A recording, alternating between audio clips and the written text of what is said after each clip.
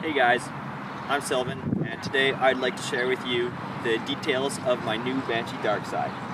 I bought this bike as a used, complete bike for a very good price, and after swapping out only a few parts on it, I'm feeling really good about it, and I cannot wait to get this thing in the air.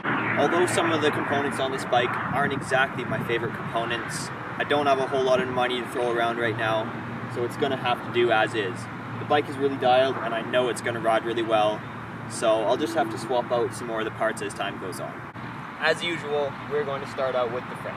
This is a 2015 alloy Banshee Darkside freeride bike. It's a 180mm bike.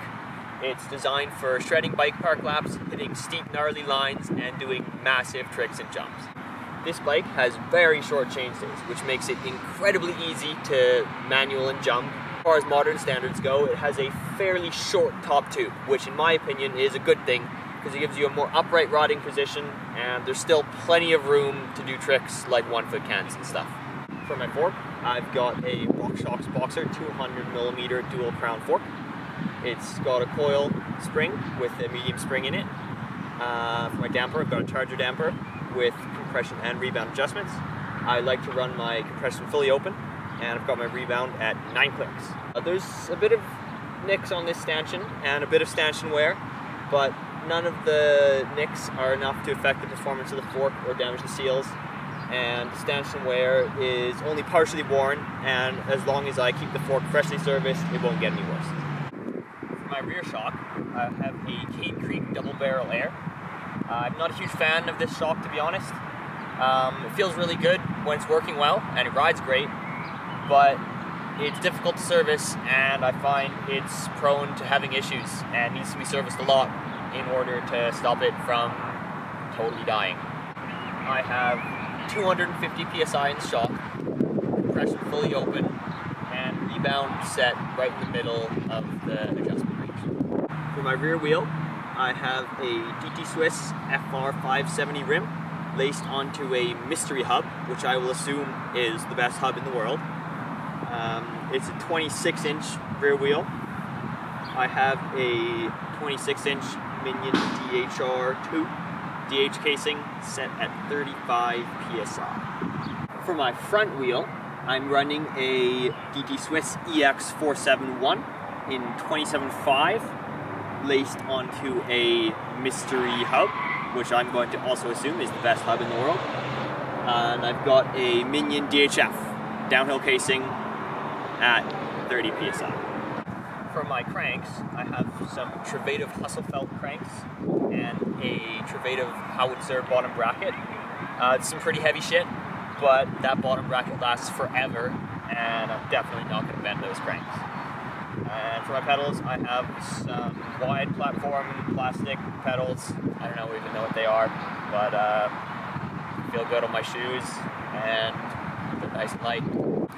For my drivetrain, I have a SRAM X9 downhill drivetrain with a short cage derailleur, and I've got an E13 34-tooth chainring up front with the bash guard and chain guide, chain tensioner combination assembly up there, which helps a lot to keep the bike a lot quieter, considering this is an older derailleur with no clutch on it.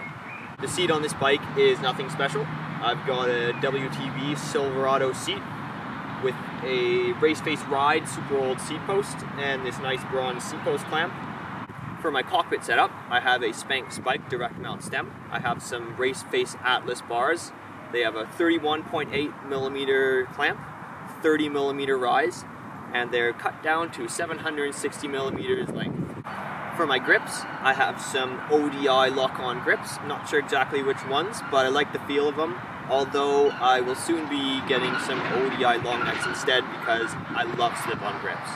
For my brakes, I have some Shimano XT brakes. These things are super dialed right now. They're dual piston brakes, but combined with some 200mm rotors, it's plenty of braking power for a light guy like me. Right now, I have this bike set up with a 26-inch rear wheel and a 27.5 front wheel. It's my first time with a mixed wheel size bike, and I am very excited to experiment with this. So far, just riding it around and doing some bunny hops, I've been really happy with how it feels, and I feel like it's going to be insane. I'm very happy riding this bike as it is, but I do have a few upgrades planned in the future. I definitely would like to get a new style of bottom bracket and some newer lighter cranks.